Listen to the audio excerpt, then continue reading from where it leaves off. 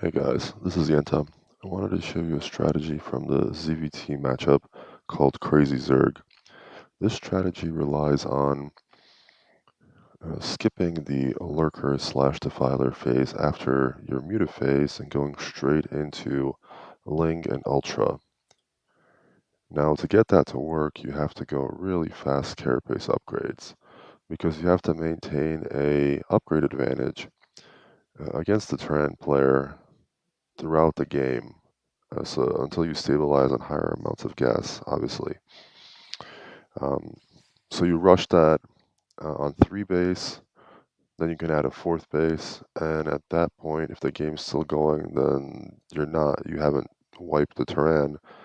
I think a lot of the times, especially in lower tiers in CPL, you're just gonna wipe the Terran because the Terran's not gonna be keeping up in upgrades. But yeah, if the Terran is keeping up in upgrades, you're in higher tiers, then probably after the 4th base, and you start thinking about defilers and you start thinking about queens for ensnare, because otherwise you're just not going to beat the Terran. They're going to counter you. They're going to figure out how to counter you. You can play this strategy quite well, even on the pro level. It can be played, although it has been kind of figured out there. Haven't seen it in any tournaments in a while. To start out with, we're just going to do a regular old 2-hatch Hydra. So let's speed this, or 2-hatch Muta, sorry, and let's just speed this up. Um, Regular hatch on 12, then you get your pool on 11, then you get your gas on 10. Really, really simple stuff. Speed up the replay a little bit. Remember that your overlord is on 16. After you get your pool pops, you get your first 100 gas. You want to get lair ASAP. I think I got my lair down here. Yes, I did. You want to get 1 pair of lings to kill this counting SCV, and you want to start thinking about where your overlords are going to be placed. In this game, I got really lucky. I scouted him with my first overlord. I confirmed that he's going bio. Um, don't see any marines yet walking by my overlord, so I'm assuming he's not going to be aggressive yet. Now I'm going to start thinking about where this overlord needs to go.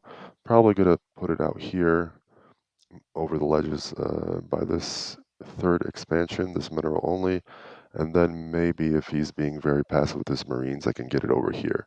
You're not going to be able to pull this off versus better players, but if you can, then you have double vision. It's very important to see his move outs with this strategy because, especially on close positions, you need to make sunkens to survive the phase where you're on pretty much mutiling. There are some other strategies to get the Terran player to kind of not attack you and not try to bust you, but we'll talk about those as we get through this replay and into the next replay. So, I am being fairly greedy this game. I'm only making these 2 lings. Um, this is pretty. This is pretty risky. Normally, you want at least 4 lings at the start. Maybe you want to even show 6 lings. When Soma's doing this strategy, he is showing the Zerg a lot, the Terran player a lot of lings. He's making the Terran player think that he's going to be super aggressive. So this is my Spire after the layer is finished, putting up my first sunken here. Notice I put it down here because I want to get the max amount of sunkens across that I can fit. Just making 1 for now, just to make sure that I don't even morph it into a sunken yet. I'm just leaving it as a creep to save money. So let's see what's going on here. I do get my overlord across. I get the 3rd overlord over here just for vision. Right here, just to see move outs. I'm getting my 3rd base at the regular timing. Usually you start this before your overlords, your 2 overlords. Did I only get 1 pair of overlords? Maybe 1 popped. Oh, I think I only got 1 pair of overlords. I should be getting 2. Oh well. So that's a little bit of a mess up in this game. make another creep colony, because I am, like you see, I have no units right now. I'm trying to go like I'm trying to be super greedy because I need the money. This is a resource intensive strategy and it's also a timing intensive strategy. So you need the money, you need to get your timings down quite well. This is what I was talking about, comparing to like the proper Soma version of this strategy that he's been showing on his YouTube channel. The proper version, you get an Evo chamber along when you start the spire. So Soma delays his first initial mutas. You're not going to be going into heavy muta harass because you don't want to lose your mutas. You're going for like guerrilla tactics, and I'll talk about that a little bit later. So you can start that carapace before even your spire finishes. That takes away from being able to make 2 muta right away, so you're going to have less muta to begin with. So Soma counterbalances that uh, by going heavy into lings. And to be able to have many lings, he opens 10 hatch. So to get a faster first hatchery. I'll post that video in the channel. You can definitely go that strategy on a 4-player map, but it's kind of risky to go that strategy on a 2-player map unless you're super, super comfortable with fighting against some kind of like 8 racks or 8 racks plus bunker rush with just drones. You also have to be comfortable doing regular 12 hatch, but your pool's going to be, the pool time is going to be a little bit wonky if you're doing 10 hatch. So there you go. Just making some sunkens, getting my third up, and now I start my Evo. I think, yeah, right now. So this should be a little bit earlier. Anyways, this looks like a regular 2 hatch muta build with before this part, right? Normally you'd be droning up here, making some muta here, going around and harassing into the Terran player's base. Terran player is getting his turrets up to counter the muta timing. What am I doing? I'm trying to get to Hive now. So you want to get a Queen's Nest before 620. So let's see when I got it here. So whereas this isn't as big of a mistake, not getting this before 620 is a big mistake because your ultra are going to be delayed and you're not going to be able to hold pushes that well if your ultra are late. So I do get it before 620. I'm getting in front of my sunkens. This is a little trick that you can do. You can put buildings like Evos and Queen's Nests. Maybe not Evo for this strategy because you don't want to lose your upgrades as they're building, but definitely a Queen's Nest out here because after you start Hive, you don't need this anymore. They can kill it because sometimes it messes up the Terran M&M AI and they target this instead of the Sunkens. So how am I defending this? Well, I'm going around here. I'm showing the Terran player my muta, right? I'm going in here, maybe killing an SCV when he's building outer buildings. This is keeping him in his base. He's got some timing in mind when he's gonna feel safe coming out. Especially if he's been playing ZVT or TVZ on ladder and getting wrecked by Zerg players with really good muta control. So I'm keeping him in his base just by showing my muta around his base. In the meantime, I'm getting a sunken line ready. That's in my near base. So it's definitely the closest thing for him in attack is my main base. My third base I got way down here. The reason I got it way down here because it's the farthest possible base from the Terran player. So I'm just droning this up, getting gas eventually, and everything else is drones and maybe some mutalisks here or there to get up to 11 mutalisks in this group. I'm not making any sunkens here yet. The reason for that is I have a lot of time if he decides to go cross map. So I don't have to preemptively make creep colonies. I don't have to preemptively make sunkens because I'm pretty confident in being able to make them on demand if he goes down here. I'm also pretty confident he's not going to go down here. He's more or less trying to probably going to go here first to try to kill me just straight out. Making drones, waiting for my hive to finish. Again, I'm not even like super active. Kill an SCV here or there with my muta, just showing them time to time. So you don't need to be super, super, you don't need to be super, super active with your muta in this case. In fact, it's better if you're not super, super active. You don't want to lose them. Because if it does come down to the fact that he's attacking you, it's probably going to come down to the wire to be able to hold it. When my hive finishes, I make 2 ultra caverns right off the bat. Um, and I also should be starting adrenaline upgrade. It's very important. You can think of the ultra as like meat shields in something like League of Legends. So they're going to be your meat shields. They're going to be soaking up damage, but it's the lings that are actually going to be doing the killing. Uh, so when you're attacking into any Terran force, you want to be sending the ultra in first, and then the lings after.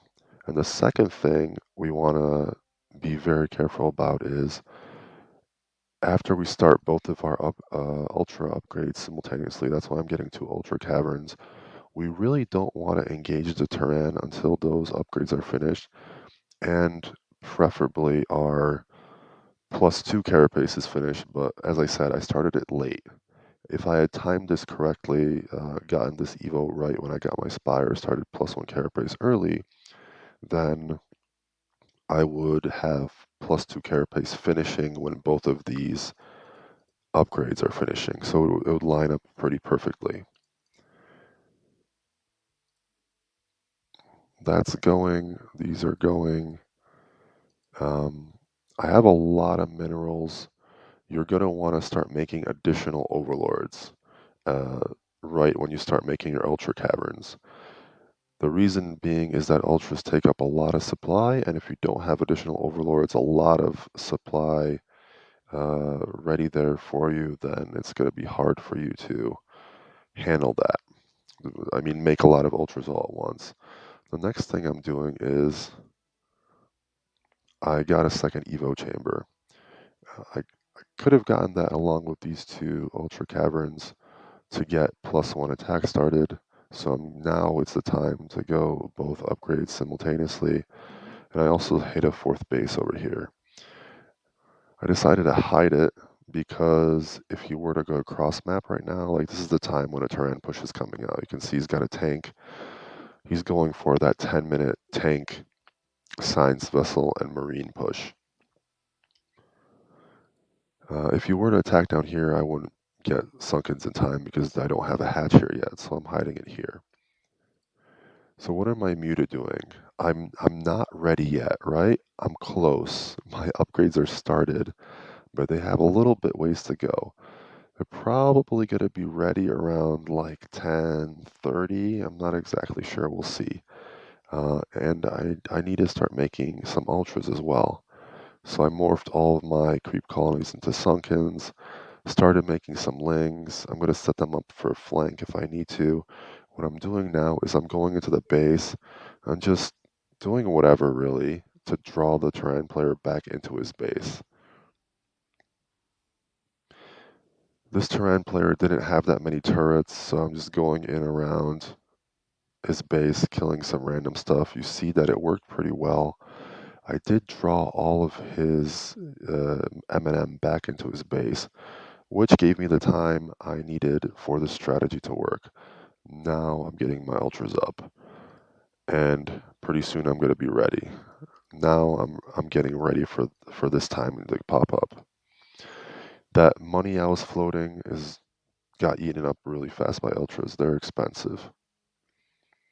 Rallying all my hatches over here because I'm assuming he's going to go down there for an attack. I see that he's trying to look for my third, so he doesn't even know where my third is yet, right? Good Terran players, experienced Terran players will be trying to get an SCV scout out to try to figure out where exactly your third is. or they'll be using scan all the time to try to locate your third. I almost get the psi vessel. I don't get it, I run away. And you, like I said, you really want to conserve these muta. Even after you're done getting up to ultras and you have a good amount of ultras, a good amount of lings, you still want to position these muta probably over here when we're set up like this as anti-drop. Um, I don't know, like a scourge or something, because this strategy is definitely open to anti-drop. You can play this off of lurkers as well, but the minus to playing it off of lurkers is it's going to be harder. It may be harder for you to take your third, especially if the Terran player does a soft contain on you, because that was going to force you to make a lot of lurkerling to get out of the soft contain to make the third.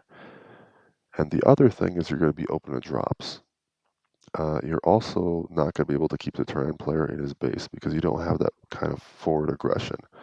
But if you're playing versus people in like T3 to T2, they may not be playing that aggressive in your face kind of way that better TVZ players are going to play, so it may be okay. There's also a third version where you don't even go muta, you just hold the Terran player off of Sunkens, and that gets ultras out way faster. So I can show you that in another replay, and hopefully that's something that people that are very new to Zerg can follow for a easier approach to this strategy in lower tiers. Let's see how this plays out. Let's check the upgrade. So he's on 1-1, and I'm on 3-0. Is that good? I think I should be on, yeah. I think I should be on 2-0 for Carapace, and that would have been better. I do manage to wipe him. Any GG's. Let's take a look at another replay. I can also show, if I find it, I can show you a replay of this not working because the Terran player is just making an enormous amount of M&M. He gets his third base really early, and his upgrades are faster than mine, and he just outscales me, and I was stubborn and didn't get defilers or queens, so it just didn't work. I think this is the other replay, yeah. So this is a replay where we're cross map. Let's skip ahead a bit. Because it's cross map, defending any early aggression is a little bit easier, but keeping the third base is a little bit harder.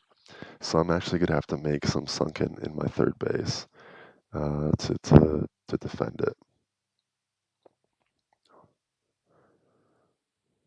All right, so let's talk about some of the things that are happening here. I have some scouting links here and here. I have an overlord positioned here. I have an overlord positioned here, so I'm pretty aware if he's trying to any aggression. Getting the overlord here was pretty risky. Terran players sometimes they just have their SCV kind of going around in the mid, looking for overlords, going between nats, looking for overlords. And if they see this and they see that you're being greedy and playing very low link count, they'll just go and kill those overlords, and that really messes up your build. Especially if you're doing a timing like this, then not super great for you. It's going to delay you. Again, my evo's late. Let's see if it's a little bit earlier. I think it's a tiny bit earlier than the other game, but we're talking about like 5 seconds here. It really should have been started along with Aspire. That gives you a better upgrade timing on the Ultras. Everything else here is more or less the same. I start out with, because I'm far away from him and he's being passive, I start out with 5 muta and then just go crazy into drones. Again, my Queen's Nest is before 620. I'm just droning hard, trying to get drones up. You should probably start with some minerals first before you get gas. So that is a mistake you'll see. I'll get this gas extractor very fast. The reason for that is you probably want money for sunkens. Sunkens are quite mineral intensive. So definitely drone up the mineral line first before getting this third gas. It's not going to cost you many ultra in the long term, because the trick to this strategy is really getting that fast carapace upgrade and the fast hive. Now he's coming out here. Let's hide him just to show our vision. Where am I, Muta? I came back here. I don't know why I came back here. Just a misplay. I have my eyes. He's going back again. He's playing very safe, especially since he doesn't see my Muta. My Muta aren't around his base this time around. I think I'm scared that he scanned this, so, and he's going here to try to attack this, so I put up 2 creep colonies here. Also building up my Muta count, so I'm up to 8 Muta now. After that droning phase, it's going to be hard for him to do anything here because he has to go up the ramp, and you can Muta micro on the ramp, and it's very hard for Terran to get up here with Muta and with Sunken's place like this. He would do better going up here. If he did this, then it'd definitely be problems. I have only three Sunkens here, so he either didn't see my third or decided not to decide to attack there, adding another Sunken. Pretty much playing Sunken defense right now to try to buy myself timing. Same as before, I'm getting my 2 Ultra Caverns. I should be starting my Adrenaline upgrade soon. And I saw his Marines going back, so I'm just trying to pick off anything I can. Maybe not the best Muta micro, didn't really get that many Marines.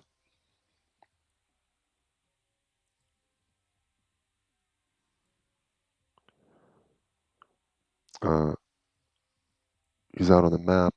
What I'm trying to do here with the Muta is I'm trying to draw him back into his base, or trying to see if I can pick off tanks, because he's got his main force out here. Oh, he's already got a tank out here. He's got his main force out here.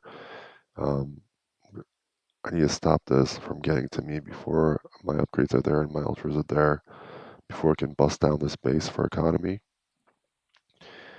And what the Terran player is going to be doing is going to be pressuring forward with a couple of groups of Marines, and then he's going to be joining more forces into that until he gets up to a ball that he feels is strong enough to just bust me down.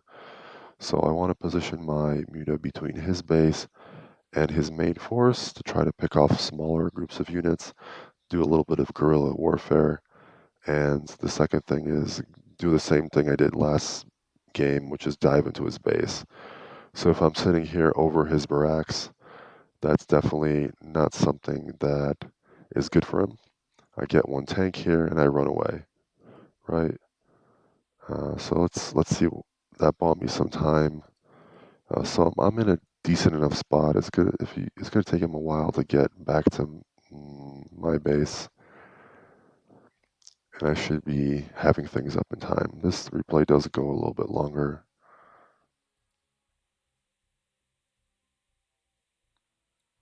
Second Evo up to start getting +1.